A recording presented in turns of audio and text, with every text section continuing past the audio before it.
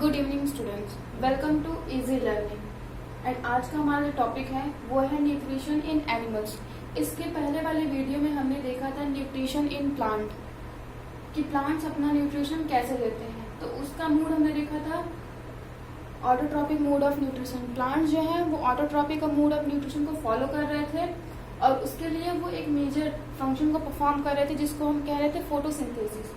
Photosynthesis के through plants अपना food self form कर रहे थे।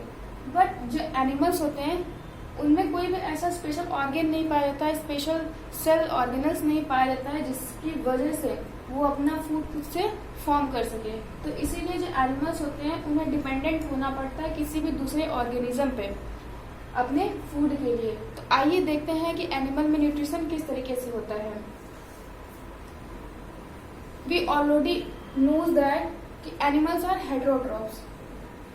Animals are heterotrophs.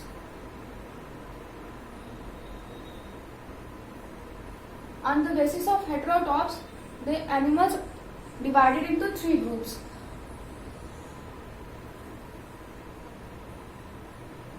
जिसमें से पहला ग्रुप आपका है हर्बीवोर, दूसरा है कार्निवोर और तीसरा है आपका ओमनिवोर। हर्बीवोर्स वे ऑर्गेनिज्म होते हैं जो अपने फूड के लिए हर्ब से डिपेंडेंट होते हैं। तो हम इसको बोल सकते हैं दे डिपेंड्स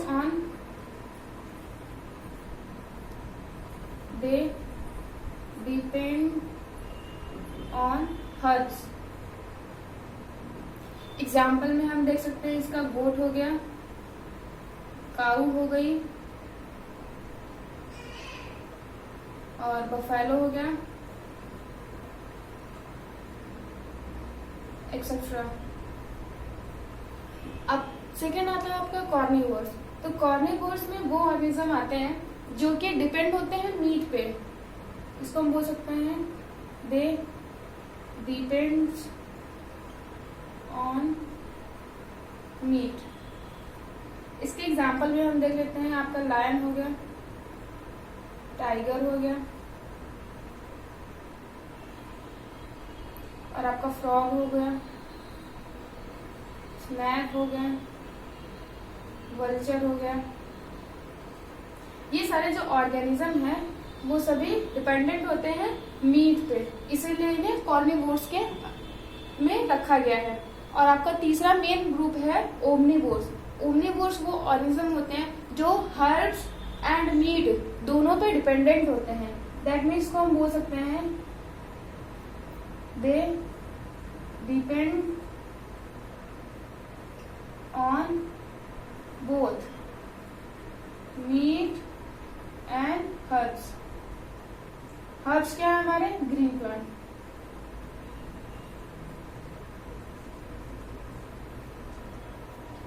इसका एग्जाम्पल जो आता है आपका वो आता है ह्यूमंस। ह्यूमंस क्या होते हैं आपके ओमनिवोर्स होते हैं, क्योंकि ह्यूमंस हर्ब्स पे भी डिपेंडेंट होते हैं और वो मीट पे भी डिपेंडेंट होते हैं अपने फूड के लिए। तो ये हो गया हमारा हेटेरोट्रॉप्स के three groups, herbivores, carnivores and omnivores. इसका हमने डेफिनेशन भी देख लिया और हमने इसका एग्जाम्पल भी देख लिया। अब हम देखते हैं different steps in the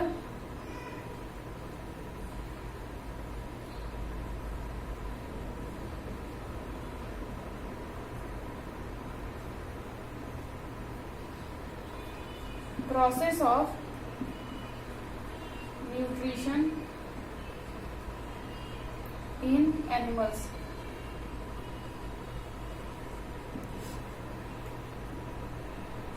animals में कितने स्टेप्स होते हैं न्यूट्रिशन के। एनिमल्स अपना न्यूट्रिशन कितने स्टेप्स में लेते हैं उसको हम डिस्कस करेंगे। तो सबसे पहला स्टेप आपका आता है इंजेक्शन का, दूसरा आपका आता है डाइजेशन का, तीसरा आपका आता है एब्जॉर्प्शन का,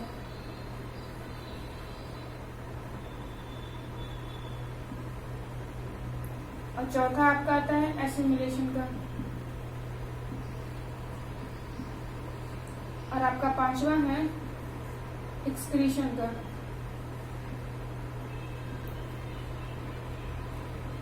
हमने अपनी पहले वीडियो में जब हेटेरोट्रॉप्स के बारे में पढ़ा था तो उसमें हमने एक टाइप का मूड ऑफ न्यूट्रिशन देखा था जिसे हम होलोजोइक मूड ऑफ न्यूट्रिशन बोल रहे थे।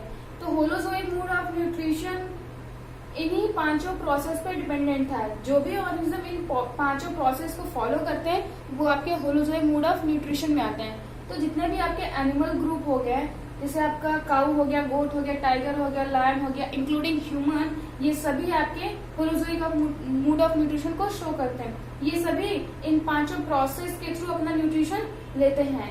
इंजेशन, इनटेकिंग ऑफ फूड, डाइजेशन, इसमें फूड का डाइजेशन होना होता है, अब्जॉर्प्शन में उससे ग्लूकोज ब्लड स्ट्रीम में आपका उस न्यूट्रिएंट्स का एब्जॉर्प्शन किया जाता है। उसके बाद एसिमिलेट किया जाता है, उसे मतलब उसकी पूरे बॉडी में उसको सर्कुलेट किया जाता है, उससे एनर्जी फॉर्म की जाती है। उसके बाद जो अनडाइजेस्टेड फूड होते हैं उसको बॉडी से एलिमिनेट कर दिया जाता है। तो इन प्रोसेस को हम अब डिटेल में देखेंगे। तो सब आइए देखते हैं सबसे पहले इंजेशन को। इंजेशन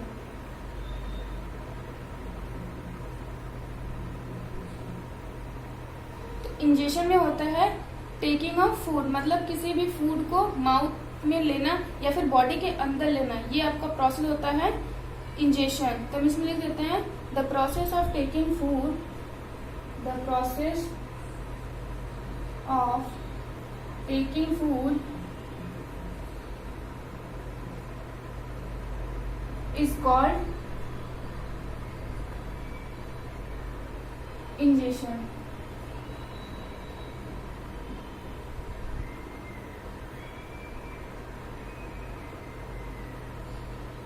तो जो ह्यूमंस होते हैं, अगर हम ह्यूमंस की बात करेंगे तो हम क्या करते हैं, हम किसी भी फूड मटेरियल को जो अपनी बॉडी में लेते हैं तो सबसे पहले अपने हैंड्स का यूज करते हैं, और हैंड से हम अपने उसको माउथ में रखते हैं। तो जब माउथ में रखते हैं तो हमारी बॉडी में वो एंटर कर जाता है फूड। तो उस तरीके वो प्रोसेस हमारा क्या कहलाता है, वो हमारा इंजेशन कहलाता है। अब जैसे ही हम अपने फूड को अपने बॉडी के अंदर लेते हैं तो तुरंत हमारा दूसरा प्रोसेस स्टार्ट हो जाता है जिसको हम बोलते हैं डाइजेशन। अगर हम डाइजेशन की बात करते हैं तो हमारी बॉडी में 2 टाइप्स के डाइजेशन देखे जाते हैं। इसमें से पहला आपका आता है फिजिकल डाइजेशन, और आपका दूसरा आता है केमिकल डाइजेशन।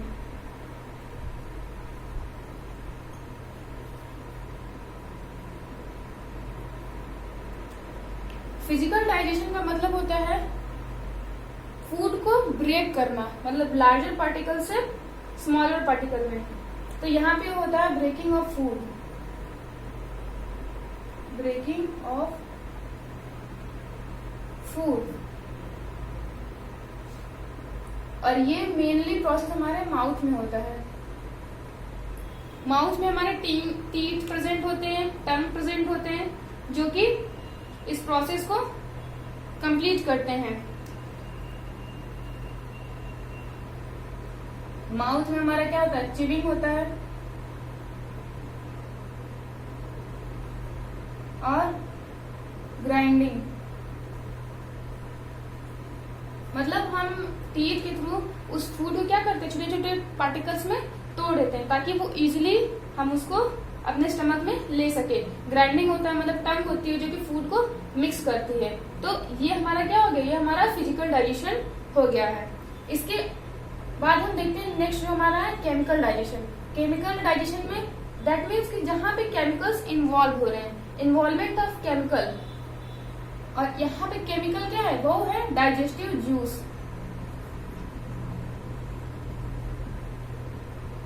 जिसको हम एंजाइम बोलते हैं। जहां पे भी एंजाइम्स यूज होते हैं वहां पे जनरली हम केमिकल वर्ड का यूज करते हैं। तो ये मोस्टली हमारे कहाँ होता है, माउथ में भी होता है, और उसके बाद स्टमक में होता है। माउथ में हमारे प्रेजेंट होती है सलाइवरी ग्लैंड्स,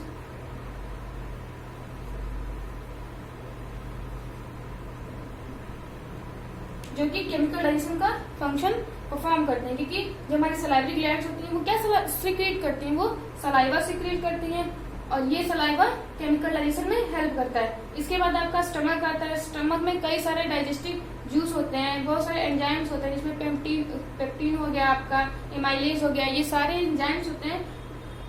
वो क्या करते हैं, फूड को डाइजेस्ट करते हैं। जो हम कार्बोहाइड्रेट लेते हैं उसको डाइजेस्ट करते हैं, जो हम प्रोटीन लेते हैं उसको डाइजेस्ट करते हैं। तो वेरियस टाइप ऑफ फूड जो होते हैं वो हमारे स्टमक में केमिकली डाइजेस्ट किए जाते हैं। अब डाइजेशन के प्रोसेस के बाद हमारा तीसरा प्रोसेस आता है एब्जॉर्प्शन का।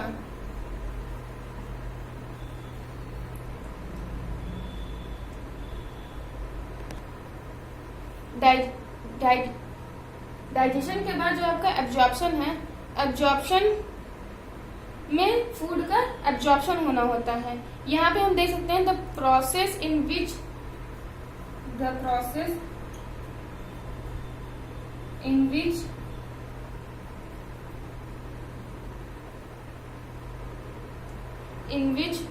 the digested food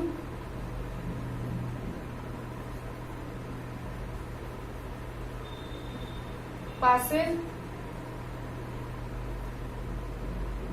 through the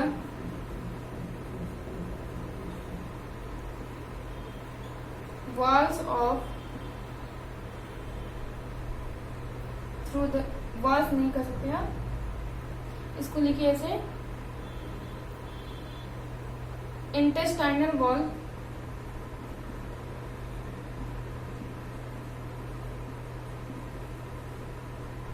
into blood stream.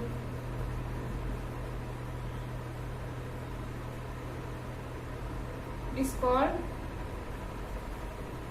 absorption.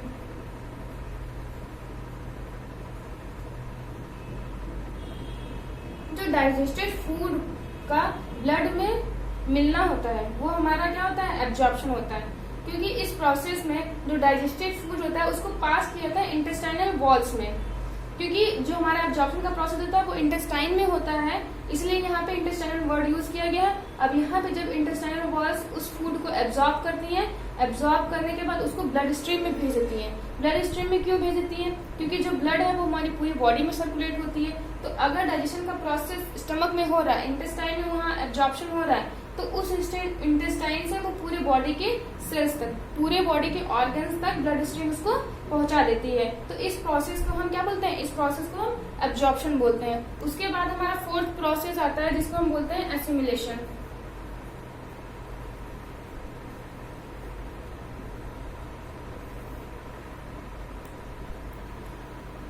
Assimilation में जो हमारा फूड डाइजेस्ट हो चुका है, जो हमारे ब्लड स्ट्रीम के थ्रू पूरी बॉडी में फैल चुका है, अब उसका यूज हमको करना है जनरेशन ऑफ पावर में, रिपेयर मैकेनिज्म में। जैसे हमारी बॉडी में कुछ भी डैमेज हो रहा है तो उसको रिपेयर करने के लिए, और उस फूड का इस्तेमाल हम करते हैं ग्रोथ के लिए। तो एसिमिलेशन में उस फूड का यूज होना होता है। तो हम इसमें देख लेते हैं the process in which the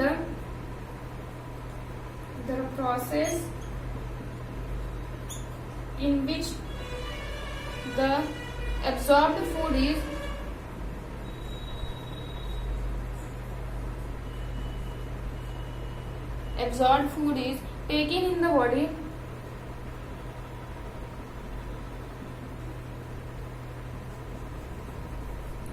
the body cells and used for energy,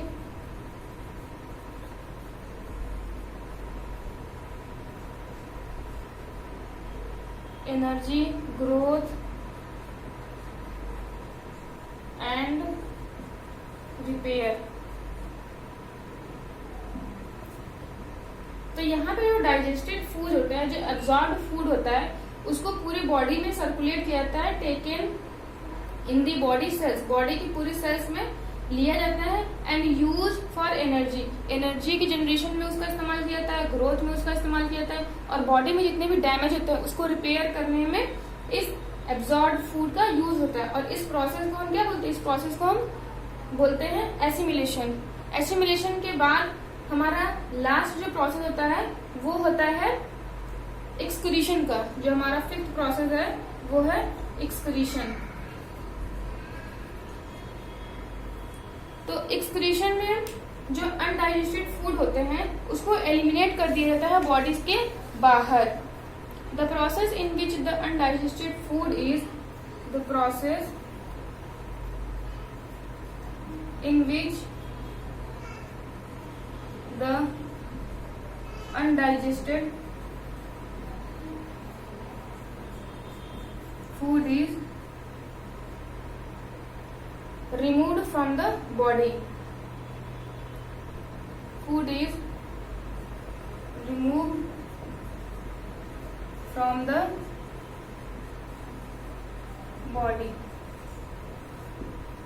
जो अनडाइजेस्टेड फूड होता है वो उसको बॉडी से रिमूव कर दिया जाता है, क्योंकि जो हमारा डाइजेशन का प्रोसेस होता है इसमें कभी भी 100% डाइजेशन नहीं होता है, क्योंकि हम जब फूड लेते हैं उसमें कुछ न कुछ अनडाइजेस्टेड मटेरियल जरूर होते हैं। तो वो क्या होते हैं, वो आपकी बॉडी से एलिमिनेट कर दिए जाते हैं। एलिमिनेट क्यों कर दिए जाते हैं? क्योंकि वो टॉक्सिक होते हैं हमारी बॉडी के लिए, ठीक। तो इसीलिए वो हमारी बॉडी से एलिमिनेट कर दिए जाते हैं। फॉर एग्जाम्पल जैसे फीकल मैटर होता है हमारा, यूरिन हो गया, तो ये सब क्या है, ये हमारी बॉडी के लिए हार्मफुल केमिकल्स बन जाते हैं, हार्मफुल एलिमेंट्स बन जाते हैं, इसीलिए हम इनको बॉडी से एलिमिनेट कर देते हैं। और बॉडी से एलिमिनेट करने का ही प्रोसेस हमारा क्या कहलाता है, एक्सक्रीशन कहलाता है। तो ये हो गया पूरा आपका न्यूट्रिशन इन एनिमल्स। इसी तरीके से जो एक एनिमल होता है वो अपना न्यूट्रिशन लेता है। इसके बाद जो हमारा टॉपिक है उसमें हम ये पढ़ेंगे कि मल्टीसेलुलर ऑर्गेनिज्म में और यूनिसेलुलर ऑर्गेनिज्म ये न्यूट्रिशन का प्रोसेस कैसे होता है। क्योंकि जो यूनिसेलुलर ऑर्गेनिज्म होते हैं वो तो सिंगल सेल से मिलके बने होते हैं, लेकिन वो भी इन 5 स्टेप्स को परफॉर्म करते हैं। तो कैसे? ना तो उनके पास कोई एडवांस बॉडी शेप है, ना तो उनके पास कोई पर्टिकुलर ऑर्गन है जो कि फूड को इनटेक करे, डाइजेस्ट करे, उसके बाद उसको एक्सक्रीट करे। तो एक ही सिंगल सेल में ये 5 प्रोसेस कैसे परफॉर्म किए जाते हैं उसको हम देख लेंगे। उसके बाद हम उसमें देखेंगे कि एक मल्टीसेलुलर ऑर्गेनिज्म में, एग्जाम्पल में हम ह्यूमन को लेकर चलेंगे कि ह्यूमंस में ये प्रोसेस, ये 5 प्रोसेस कैसे होता है, कहाँ पे कौन सा प्रोसेस डन होता है और इसकी इम्पोर्टेंस क्या होती है। So thanks for watching. Next video का वेट करिए, जल्द ही वो अपलोड होगा। Thank you, thanks for watching.